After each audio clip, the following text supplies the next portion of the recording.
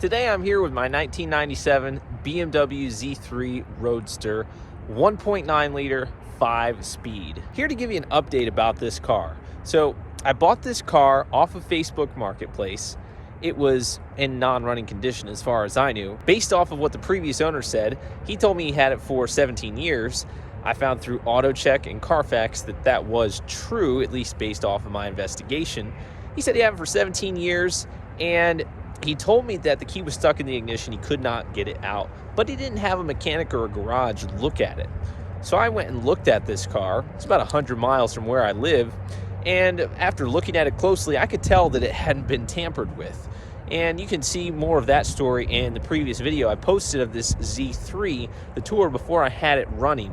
So I did a little bit of research, found this to be a somewhat common problem with these Z3s, and I ended up buying an ignition switch for $74 off of Rock Auto and paid for expedited shipping. It was $100 and something total for the part and shipping.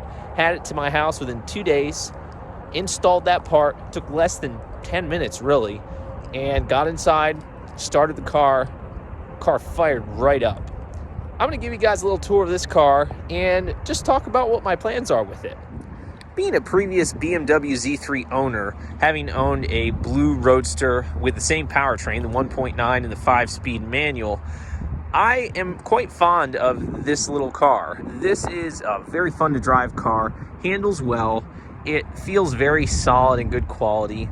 Now, like any vehicle, it does come with its little cons, if you want to say, throughout the vehicle that are specific to this model. Now, some things that I've noticed is that the tops on them tend to wear out over time, which I guess is expected. This one does have a newer top, though, within the last year or two, if I remember correctly from what the previous owner told me. So that's one thing that we don't have to worry about. Another thing that the previous owner did tell me was when he had the top replaced, and I didn't tell this in my previous video of this car, he had, for $1,200, he said he spent $1,200 to have seals installed on the whole vehicle. So as we open the door here, we see the seals around the door edging. All of this rubber seal material throughout the entire car has been replaced. I don't know if that's a common thing or not, but another thing that I do know is a common thing with these Z3s is the seats inside. And as I mentioned in my last video of this car, previous owner had told me that when he went to have the top replaced, the people who installed the top caused this to happen. They kneeled on it and they split it and they never repaired it.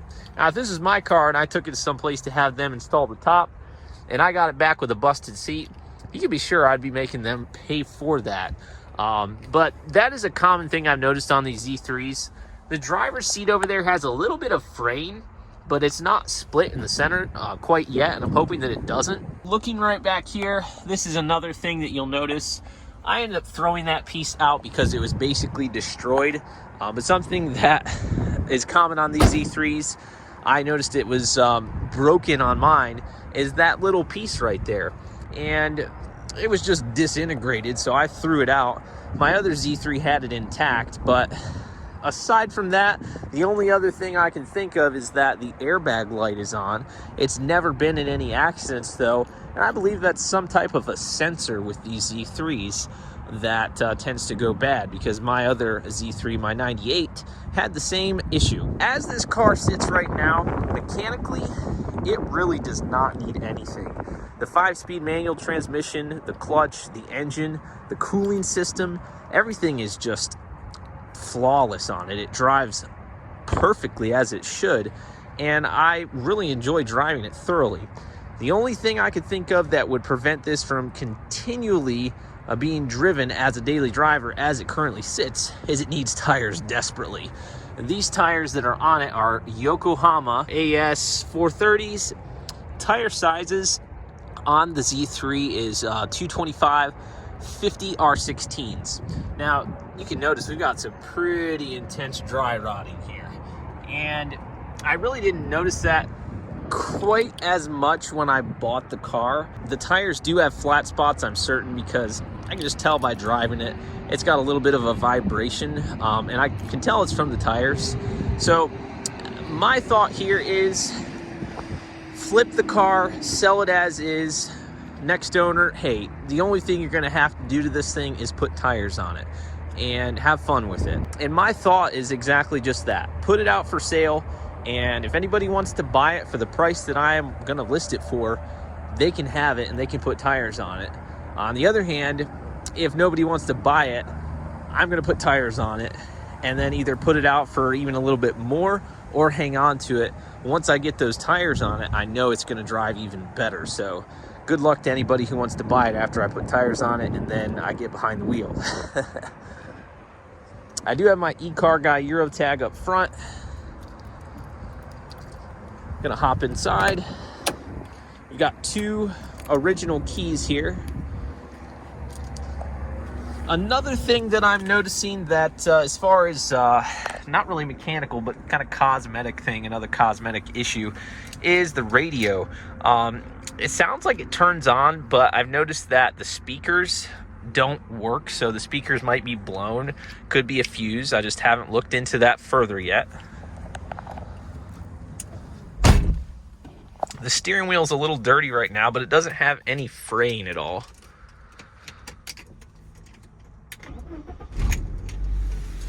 And guys, I've driven this car one way to work commuting several times since I've bought it and installed the ignition switch. And here's the trip meter from my last fill up. I've driven it 259 miles on this current tank of gas. And I've enjoyed driving it back and forth to work whenever I do take it, usually on sunnier days, even though we don't have too many of them now that winter is setting in very soon. But I have enjoyed driving it. It gets great gas mileage. The little 5-speed is just a blast to drive. The heat works phenomenally. Turn that on right now. The heated seats are exceptional. I absolutely love the heated seats in this thing. It makes it to where you could still drive it in the wintertime as long as it's not nasty out. Even in the coldest of temperatures, it never fails to start up and go without any hesitation. I would literally drive this car on a road trip, a good 3-4 hours away to, say, Ocean City or Virginia Beach. I would get behind the wheel and do that without any issues of reliability concerns.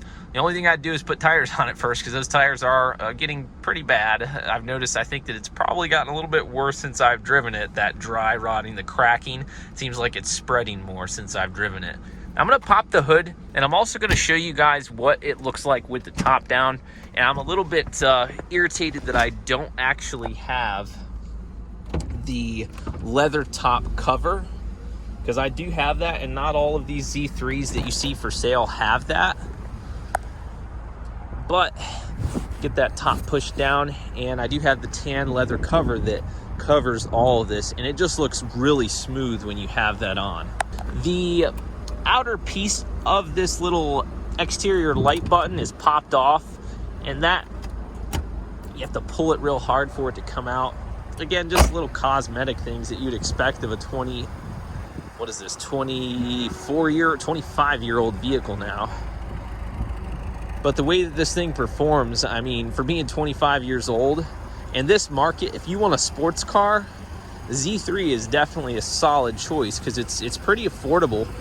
And really, all in all, I mean, I haven't had one of these cars long term, but from what it seems, it doesn't look like the 1.9 and the 5-speed have a lot of issues. Those engines don't really have a lot of problems from what I've noticed. Now, I'm gonna pull this a few more times. I did notice that during the ownership of my 98 that I had previously on the channel, the water pump went bad in that one, and I had to replace the water pump. It cost me around $300 to $400 if I remember correctly. I haven't detailed under the hood of this thing. You got a leaf over here. It's a little bit dirty, as you can see, but guys, again, I'm gonna try to sell this more than likely as it sits currently. And if somebody wants to buy it without the engine bay being detailed, with it needing tires, with the plastic console piece missing, and with the seat split right there, if somebody wants to buy it, fun little car with, it's not even a project really, it can be driven daily, but just those little things that might need to be done, I'll sell it. But if not, don't put it past me to keep it, throw some new tires on it, and just garage it for the winter, fix the seat, and also eventually get one of these things if I did end up keeping the car, because I would just like the interior to look complete. That piece right there, though, you'd be surprised. Mechanical parts for this car are pretty cheap, really. Like that ignition switch, $74. The water pump that I bought and had replaced, I paid my mechanic that I had at the time $300 or $400 with parts and labor included. So it really wasn't that expensive. This unit right here, though, it's like a one piece. This goes down to here and over here to right there. That unit right there, I've seen them online in poor condition, anywhere from $300 to $400, all the way up to $1,000+ for that whole unit.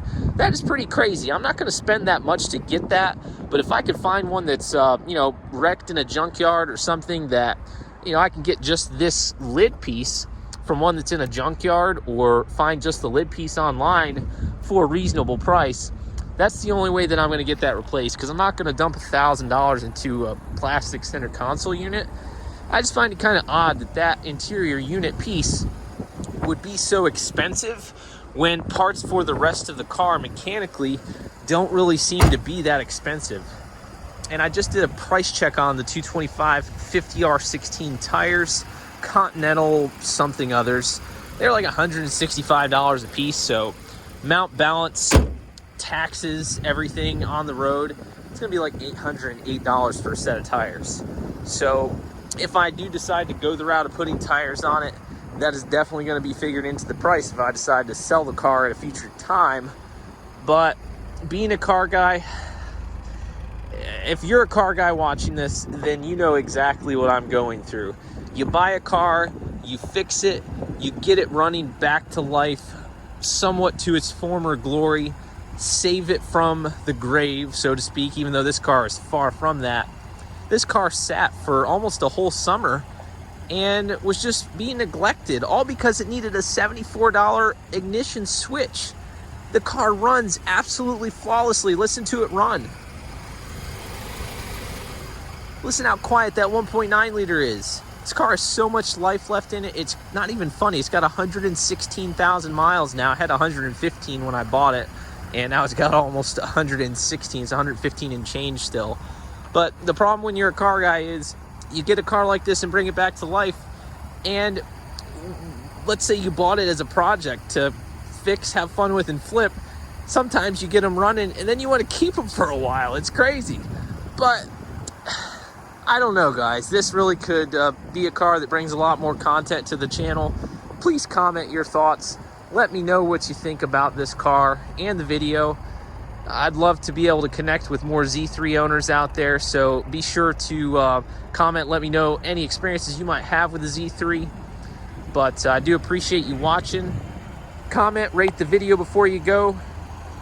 Smash the subscribe button. Those of you that haven't subscribed already, thanks so much for watching, and I will see you guys in the next one.